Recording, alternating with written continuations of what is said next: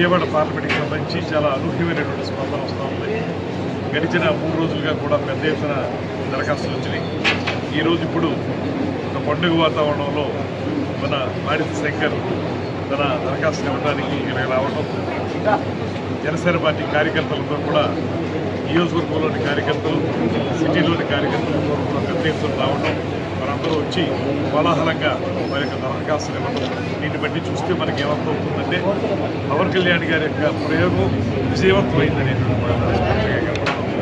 ఎందువల్లంటే ఎక్కువ మంది కార్యకర్తలు, ఎక్కువ మంది నాయకులు అందరూ కూడా ఉత్సాహంగా ఇందులో పాల్పంచుకుంటారని చెప్పడానికి మాడిత శంకర్ దరఖాస్తు ఇవ్వడానికి చేస్తున్నటువంటి కార్యక్రమమే నిదర్శనం అనేటువంటి మాట తెలియజేస్తూ, తప్పనిసరిగా ఇవాళ జనసేన పార్టీ ఖచ్చితంగా కార్యకర్తలని చూసేటువంటి పార్టీ, కార్యకర్తల నాయకులుగా తయారు చేసేటువంటి పార్టీ కనుక ఈ పార్టీ 10 కాలాల పాటు ప్రజలందరికీ మంచి చేస్తుందనేటువంటి మాటని అందరూ నమ్ముతున్నారు, అందుకే వస్తున్నారు అనేటువంటి మాట తెలియజేస్తూ అందరికీ మనస్సులో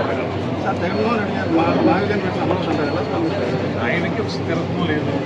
ఆ రోజున 3 రాజధానులు అన్నాడు, ఇవాళ మళ్ళీ మావిగా అంటున్నాడు. ఆయన ఏదైనా ఆయనకి 3 నెంబర్ ఏమన్నా ఆయన వెరైటీగా కలిసి వచ్చిందేమో. ఆ రోజు 3 రాజధానులు, ఇవాళేమో విజయవాడ, మచిలీపట్నం, గుంటూరు, ఈ యొక్క 3 ఏదైనా ఒక 3తోనే రాజధాని పెట్టాలని ఆయన ఆలోచన ఏమో. నెంబర్ ఏమన్నా ఎవరైనా చూసేసుకుని చెప్పారేమో ఆయన 3 మీదే ఉండదు.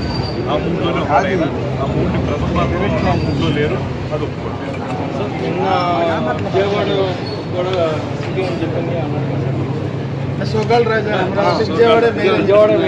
ఆయన ఏది వస్తే అది మాట్లాడుతూ ఉన్నాడు. ఇవాళ ప్రజలందరూ ఆమోదించినటువంటి రాజధాని అమరావతి.